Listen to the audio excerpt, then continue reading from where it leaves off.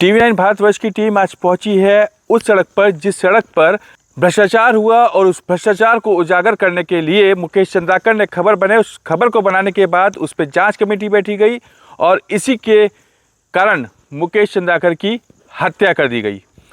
मैं आपको दिखाना चाहता हूं कि ये वो सड़क है जिसकी लागत लगभग 190-192 करोड़ के आसपास की है। अब आप अंदाज़ा लगा सकते हैं कि इस सड़क में किस तरीके का भ्रष्टाचार हुआ है। जब इस सड़क की खबर दिखाई गई तो सड़क को जांच बैठाई गई और जांच के बाद जब आदेश हुए कि सड़क को ठीक किया जाए तो आनन फानन में उस ठेकेदार ने यहाँ पर पैच वर्क किया और पैच वर्क में भी सीमेंट का इस्तेमाल किया। और सीमेंट का इस्तेमाल भी आप देखिए किस तरीके का किया गया कि उसने जब पैच वर्क का काम किया तो काम इतना घटिया था कि सीमेंट का पैच वर्क भी उखड़ गया। अब इसके साथ मैं आपको दिखाता हूं कि ये मैं यहाँ खड़ा हूं, यहाँ पर भी पैच वर्क किया गया था। अब इसकी स्थिति देख लीजिए, मैं हाथ नहीं लगा रहा हूँ, ना ही मैं ताकत लगा रहा हूँ। इससे आपको साफ समझ में आएगा कि स्थिति क्या हो गई है। एक सड़क जिसमें कई जवान सुरक्षा के लिए तैनात होते हैं, जब ये सड़क बनती है उसके बाद सड़क जो है इस तरीके की बनाई जाए और उसमें साफ भ्रष्टाचार उजागर हो और अगर कोई पत्रकार इस खबर को लेकर बनाता है, सड़क की खबर को बनाता है, तो उसके बाद उसका हश्र क्या किया जाता है ये किसी से छिपा नहीं है। आज मैं आपको दिखाना चाहता हूं कि जो सुरेश चंद्राकर जो एक एसपीओ हुआ करता था और आज वो करोड़ों का मालिक है, जिसकी शादी भी के समय हेलीकॉप्टर का इस्तेमाल किया गया और कई करोड़ रुपए खर्च किए गए।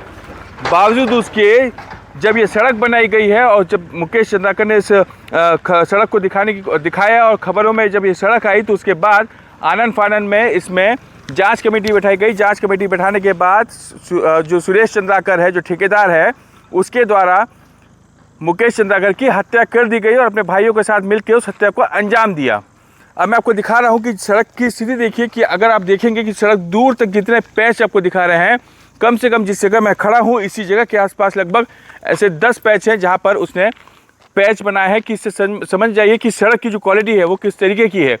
192 करोड़ एक छोटा अमाउंट नहीं है, एक बहुत बड़ा अमाउंट है, जो कि एक अच्छी खासी सड़क इसको बन सकती है। लेकिन भ्रष्टाचार की अगर बात करें तो भ्रष्टाचार उसने इस लेवल तक का किया हुआ था कि उसने ना आया देखा ना ताव देखा, सड़क को बना दिया। उसके बाद जब गाड़ी यहाँ से चलना शुरू हुई तो साफ जो परतें हैं उखड़ती गई। अब इसके बाद की कहानी सुनिए। मुकेश चंद्राकर एक पत्रकार, बस्तर का वो पत्रकार जिसने बस्तर से बहुत सारी जो कहानियाँ हैं, बहुत सारी जो बातें हैं वो बस्तर से निकाल के बाहर तक पहुंचाया, दिल्ली तक पहुंचाया, बाहर विदेशों तक पहुंचाया। उसमें मुकेश चंद्राकर ने एक सेना के जवान को छुड़वाया और उसके बाद कई ग्रामीणों के लिए भी गुहार लगाई। जब नक्सली किसी ग्रामीण को माफ़ कीजिएगा, किसी ग्रामीण का अपहरण करते तो उस समय भी मुकेश चंद्राकर ने आगे जाके उनसे बात करी और जब एक जो सैनिक है उसको अगवा कर लिया गया था, उठा लिया गया था नक्सली द्वारा, तो उसको भी मुकेश चंद्राकर की मदद से अगर कहा जाए तो उसको भी छुड़ाया गया। लेकिन अब जब मुकेश चंद्राकर ने इस सड़क को लेकर, इस भ्रष्टाचार को लेकर, सड़क को लेकर जब एक खुलासा किया तो पता चला कि इस सड़क पे कितना भ्रष्टाचार है। उसके बाद बौखलाए हुए, उनको इंसान नहीं कहा जाएगा, वो दरिंदे हैवान है, जिस तरीके से मुकेश की हत्या को उन्होंने अंजाम दिया है। 152 करोड़ रुपए की सड़क का खुलासा करने पर, भ्रष्टाचार का खुलासा करने पर उन सब ने उस मुकेश चंद्राकर की जो पत्रकार है उसकी हत्या कर दी। उसके साथ ही और उसकी हत्या में जिस तरीके से उसकी हत्या की गई है तो उसे साफ जाहिर आता है कि वो किस तरीके की हद तक गुजर सकती है। पोस्टमार्टम रिपोर्ट के अनुसार उसके शरीर के बहुत सारे अंदरूनी हिस्सों को तोड़ दिया गया। अगर हम दिल की बात करें, किडनी की बात करें, पीठ की बात करें तो आप इसे अंदाज़ा लगा सकते हैं कि किस तरीके से उसको मारा गया होगा। अभी हम कुछ देर पहले हमने कुछ लोगों से बात की तो उनका बताना है कि जब मुकेश चंद्राकर की जो बॉडी है वो निकाली गई तो उस समय साफ दिखाई जा रहा था कि उसके ऊपर जो मारा गया है, जिस तरीके से मारा गया है वो बेहद दर्दनाक तरीके से मारा गया है। और साथ ही शातिर तरीके से उन्होंने कोशिश की कि मुकेश चंद्राकर की हत्या एक राज बनकर रह जाए। लेकिन अगर जो आरोपी हैं, चारों आरोपी जो मुकेश चंद्राकर की हत्या में शामिल है, अभी ये पुलिस की गिरफ्त में है और लगातार जो है कोशिश ये की जा रही है कि उनको सख्त से सख्त इसको सज़ा दी जाए। हालांकि जो छत्तीसगढ़ के मुख्यमंत्री है विष्णुदेव साय, उन्होंने कल ही ऐलान किया कि मुकेश के परिवार को 10 लाख रुपए दिए जाएंगे और साथ ही पत्रकार भवन का निर्माण किया जाएगा। तो अब देखने वाली बात ये होगी कि अब अगर कोई पत्रकार इस तरीके का भ्रष्टाचार उजागर करता है तो उसके साथ क्या होता है, क्योंकि भ्रष्टाचार बस्तर में भ्रष्टाचार होना एक आम बात सी हो गई। अगर हम सड़क की बात करें या पुल पुलिया की बात करें या किसी भी चीज़ को लेकर बात करूँ, क्योंकि अंदरूनी क्षेत्रों में पहुंच पाना बहुत मुश्किल होता है। अब सवाल एक खड़ा होता है कि अगर इसमें भ्रष्टाचार हुआ तो क्या अधिकारी यहाँ नहीं पहुँचे, क्या अधिकारियों ने जांच नहीं की, क्या एक पत्रकार के जांच के बाद उसमें जांच बैठती है, पत्रकार की खबर लगाने के बाद उसमें जांच बैठती है, क्या जब ये सड़क बन रही थी तब यहाँ पे वहाँ के अधिकारी नहीं आए थे, क्या वहाँ के इंजीनियर, एसडीओ या ई की हम बात करें या सी की बात करें, क्या वो इस सड़क को देखने नहीं आए? अगर अंदरूनी क्षेत्र की बात हम मानते हैं कि अगर अंदरूनी क्षेत्र में है और अधिकारियों को आना मुश्किल होता है तो उस वक्त पुलिस की सहायता ली जाती है और पुलिस की फोर्स लगाई जाती है इस सड़क को बनवाने के लिए। उसके बावजूद अगर इस सड़क का इस तरीके से निर्माण होता है तो वाकई ये भ्रष्टाचार का एक जीता जागता उदाहरण है। अगर हम उस सड़क की भ्रष्टाचार की बात करने के बाद अगर हम बात करें नियमों की, तो नियमों को भी ताक में रखकर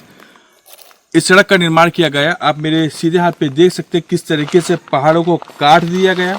उस पहाड़ को काट कर उसकी जो पत्थर हैं और जो हम बोल सकते हैं शोल्डर, उनको किस तरीके से इस्तेमाल किया गया और साथ ही पहाड़ के साथ जो पेड़ों की कटाई हुई है, आप देख सकते हैं कि किस तरीके से पेड़ों की भी कटाई की गई है, पेड़ों को भी काट दिया गया है। और अगर हम बात अब इस पूरे मामले को लेकर, जब हमने सीसीएफ से बात करी इस पूरे मामले को लेकर, तो उन्होंने अब कहा है कि हम इसमें जांच करेंगे। तो सवाल एक ही बनता है कि जब ये सड़क का निर्माण हो रहा था और जब ये सड़क बनाई जा रही थी उस समय अधिकारी कहाँ थे, अधिकारी क्यों मौन थे?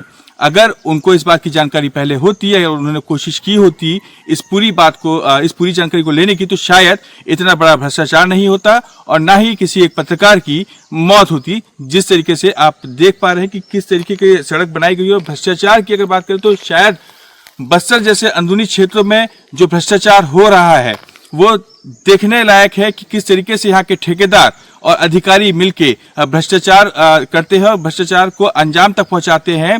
क्योंकि सवाल है 192 करोड़ की सड़क का, जिसमें एक पत्रकार की हत्या कर दी जाती है, वो भी इसलिए क्योंकि उसने उस भ्रष्टाचार को उजागर किया था। क्या इससे पहले अधिकारियों ने इस भ्रष्टाचार को नहीं देखा था? एक पत्रकार की हत्या के बाद, उस पत्रकार की हत्या के बाद अब जांच समिति बैठाई जा रही है, आनंद फानंद में उस पर कार्रवाई की जा रही है। इससे पहले जो सुरेश चंद्राकर उन्होंने कुछ अवैध कब्जे किए थे, जिसमें से अभी हाल फिलहाल ही जिस दिन अंत्येष्टि मुकेश चंद्राकर की हो रही थी उस दिन उनके एक क्रेशर प्लांट को भी तोड़ा गया क्योंकि वो अवैध कहा जा रहा था। इतने सालों से क्रेशर प्लांट वहां पे था, क्या अधिकारियों की वहां पे नजर नहीं पड़ी? तो ये सब सवाल जो है एक सवाल की तरह ही रह गए हैं, या फिर अधिकारी आने वाले समय में इससे होने वाले भ्रष्टाचारों को रोकेंगे या इन भ्रष्टाचारों पर लगाम लगेगी, या फिर आने वाले समय में और भी पत्रकार को बलि चढ़ाई जाएगी? ये देखने वाली बात होगी। टीवी 9 भारतवर्ष के लिए पुसनार से मैं सुमित सेंगर।